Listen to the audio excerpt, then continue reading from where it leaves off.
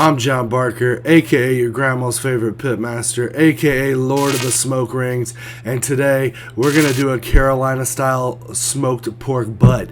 Now, you can see I'm not in the kitchen today, I'm camping, but we're going to get started with this pork butt. We're going to use some OG rub from skullandmortar.com, and we just want to create a nice layer of flavor here. We're just going to make sure that we get this thing covered on all sides. And we're going to flip it over. Now you can see this is a boneless pork butt. It's all they had at the store. It doesn't really make that big of a difference, but you do want to make sure that you get rub inside the cut there. The more surface area you got, the more rub you want to put on there. It just makes more sense, right? So get that top side rubbed. That's all she wrote, guys. We just need a solid rub down for our first initial touch on this meat. Don't be a pervert, guys, touching your meat. That being said, Michael, I do know that Carolina's a state and not technically a style. The style implies that we're cooking it like they do in Carolina.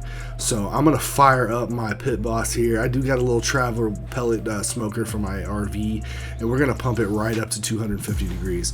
This thing is perfect for one pork butt. Now, I don't want to clean up the mess, so I'm going to leave it in a pan. Feel free to put it directly on the grates if you want, but that's all we're going to do now. We're going to leave that on the smoker now, and we're going to check it every hour or so, where we're going to spritz it with a little bit of that apple cider vinegar.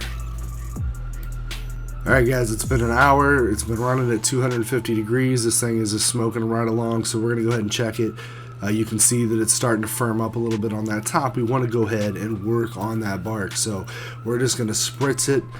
Don't squirt it. Go ahead and make sure you got the mist function going like I did not, and give it a good misting. Again, it's important that you use the mist because in my experience, if you use the stream, it's going to knock your rub off, and you don't want that.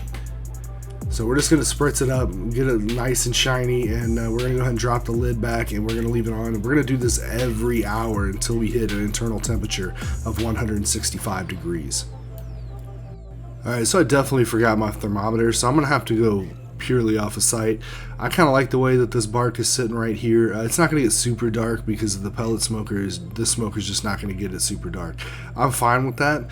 I just want a good flavorful bark anyway, so I think that right here we're probably at around 165. So I'm going to give it one more spritz down just to get a nice little coat of moisture there and build that flavor. And I'm going to go ahead and wrap this in foil. Now make sure you crimp down the foil on the edges of the pan there, because you don't want the moisture and air in there to escape. You want it to stay inside the foil, and you want to use it to break down the fat fibers in that meat.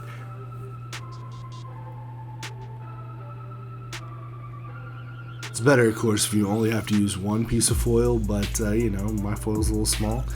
A lot of us have that problem as adult men. It just kind of is what it is. Not everyone can have maximum size foil, okay? Alright, Janice? And now I'm going to crank it up to about 300 because I really want to bust this up. And while we're doing that, I'm going to hop over here and we're going to make our coleslaw. Now, I used the recipe for this coleslaw from the Killer Hogs website. It's a half cup of mayonnaise, a quarter cup of apple cider vinegar, a quarter cup of sugar, a teaspoon of salt, pepper, and celery seed.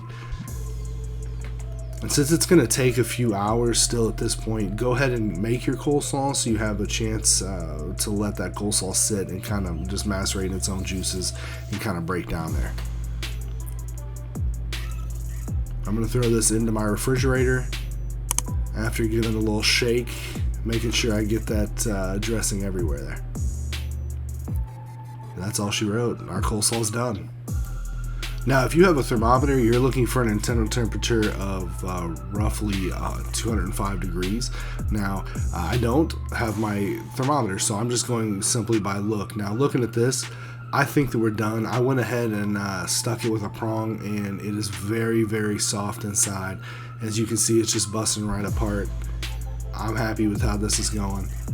I think that we got our meat perfect here. Now, I like to keep my juices in the pan, as you know if you've watched some of my old videos, and I like to turn my meat in those juices and use it just to kind of take that moisture and that flavor to that next level. You don't have to do that if you don't want to. It really comes down to personal preference. It comes down to personal preference. That's a good thing about cooking. You can take any part of this video and you can use it, or you can throw the whole thing in the trash. It doesn't really matter, man. It's all subjective. Now let's get our sandwich together. I have a toasted brioche bun. I'm going to go ahead and drop some meat on there. And then you might be looking at it, you might be thinking, did he over toast that a little bit? Hell yeah, I did. But I'm going to use it anyway. Waste not, want not. So we're going to stack that meat up there. Looking fantastic. Look how juicy this meat looks. Looks just like Terry's mom. Wonderful. And guys, you can just stack the meat up as high as you want here. I want to get a little piece of bark on there so I get that little flavor pop. Now, what we're going to do next is we are going to slap that coleslaw right down on top of there. Let it cascade like a waterfall, like a magical, wonderful waterfall of coleslaw. Like it's just coming out of the heavens. And it's just dropping down that meat. And there you go. We're going to get our Yellow King from skullandmortar.com, a Carolina-style mustard-style sauce. Now, guys, this is where I left myself some room to say some quirky, funny stuff since I had lost my voice on this day. But I probably don't have anything funny to say. So I'm just going to go ahead and eat this bad boy. It's all that's really left, right? At the end of the day, it comes down to flavor. And let me tell you, this thing, look at that.